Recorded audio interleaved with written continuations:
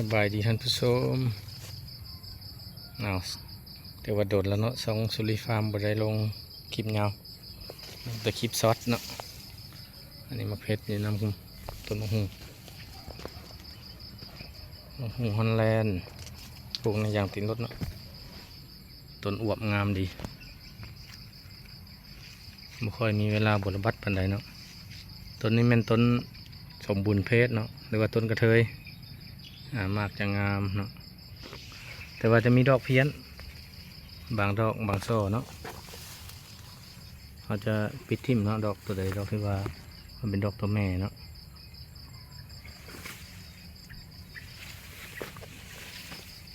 ตัวนี้เป็นใกล้ๆกันเนาะตัวนี้เนาะตัวนี้อันนี้มะนาวอยู่ข้างๆกันเลยไม่มีเวลาบดบัดกันใดตัวนี้เป็นดอกเพี้ยนหลายเนาะเพี้ยนไปเป็นดอกตัวแม่เนาะเราจะได้ปิดทิ่มเนาะท่านผู้ชมไม่ต้องเสียดายเนาะคือเราเนี่ยเป็นตัวแม่เนาะเบิ่งมันออกมาจากหูแล้วเนาะดอกตัวแม่หรือว่าดอกสมบูรณ์เพชรหรือว่าดอกกระเทยเนาะมันจะต่างกันเนาะนี่สังเกตเบิ่งตัวนี้เนาะจึงต่างครับเนาะของโฟกัสต้นกระเทยมันจะมีจ่วยออกมาจะมีออกมาคือลูกปืนเนาะแต่ว่าตัวนี้จะออกมาซ้ำกันเลยใหญ่ๆเลยเนาะตัวแม่ก็เป็นมากคือกันเนาะท่านผู้ชมมีมากคือกันแต่ว่ามากมันจะบ่งามเนาะมากมันจะเพี้ยนไปเนาะว่าต้นนี้เป็นต้นกระเทยแต่ว่าออกดอกตัวแม่นี่มากมันจะล่นเนาะนี่ท่านผู้ชมมันจะบุ้มจะเบี้ยวไปเนาะมันสังเกตเห็นตัวนี้เป็นดอกกระเทยหรือว่าดอกสมบูรณ์เพชรแท้เนาะอันนี้ครับจะเอาปิดอยู่เทิงระยางมันหล่นลงมาข้างนี้มันได้ปิดทิ่มแล้วเนาะเป็นดอกเพี้ยนเราแชร์ประสบการณ์ทำกันเนาะท่านผู้ชมแต่งปันบทเรียนจากประสบการณ์ตัวจริงเนาะเราจงไว้มันก็บ่ใหญ่เนาะดอกมากที่เป็นมากตัวแม่เนาะคือนั่นนี่ก็แม่นมากตัวแม่เนาะเราจะปิดทิ่มเลยเนาะต้องเสียดายมันเพราะเขามีตัวนี้เป็นตัวสมบูรณ์เพชรอยู่แล้วเนาะทรงมันจะต่างกันเนาะ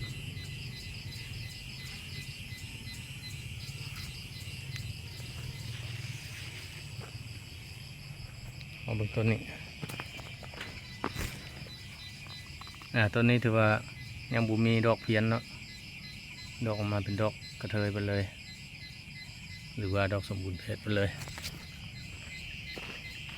มะฮุ่งจะมีอยู่3เพชรเนาะท่านผู้ชมมีอยู่ต้นตัวแม่ดอกตัวแม่ดอกตัวผู้แล้วก็ดอกกระเทยเนาะ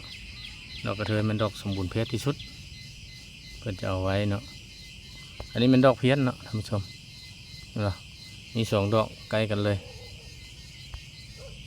เห็นว่าจะต่างกันเนาะท่านผู้ชมอันนี้มันสมบูรณ์เพชรหรือว่ากระเทยอันนี้ตัวแม่เนาะเขาจะปิดทิ่มเนาะมันจะจงมากที่สมบูรณ์เพชรเอาไว้หรือว่ามากกระเทยเอาไว้เนาะนี่คือกันเนาะท่านผู้ชมในควันเดี๋ยวนี้จะมีอยู่2-3มากเนาะเขาก็ปิดออกทิ่มเนาะตัวแม่เขาบุมักเนาะแล้วมากมันจะผสมบูรณ์เสียเวลาเลี้ยท้าเนาะปล่าไว้มันก็จะใหญ่มาน้อยนึงมันก็ล่นเนาะตัวนี้กันเนาะ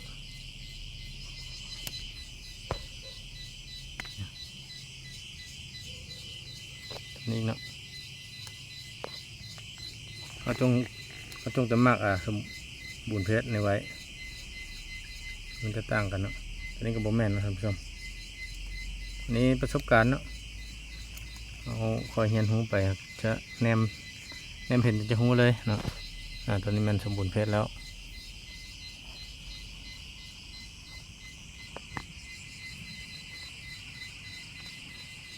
โอเค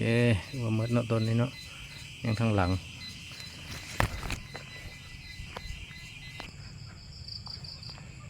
เจ้าต่อท่านผู้ชมต้นนี้มันเป็นต้นสมบูรณ์เพชรเลยเนาะบุมีดอกเพี้ยนเนาะท่านผู้ชมเป็นดอกกระเทยออกมาสังเกตเนาะ สีได้เนาะบ่เน่า บ่แม่นว่ามั่งไม้เฮาสีแล้วมันสิเน่าได้เนาะท่านผู้ชม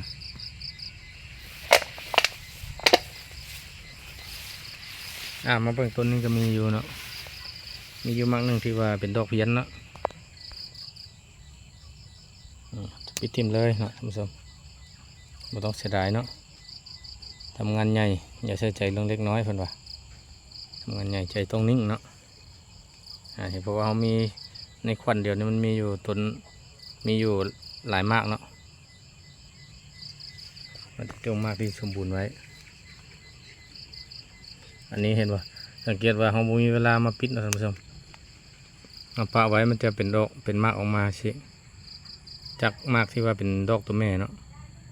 มากมันจะเพี้ยนไปท่านผู้ชมเห็นปะมันจะบิดจะเบี้ยวเนาะมันจะบ่สมบูรณ์เนาะบ่ใหญ่ว่าซั่นซะอีบุดมันก็หล่นทิ่มละเสียเวลาเฮาเนาะเราจะปิดทิ่มเลยบ่ให้มันหล่นเองเนาะ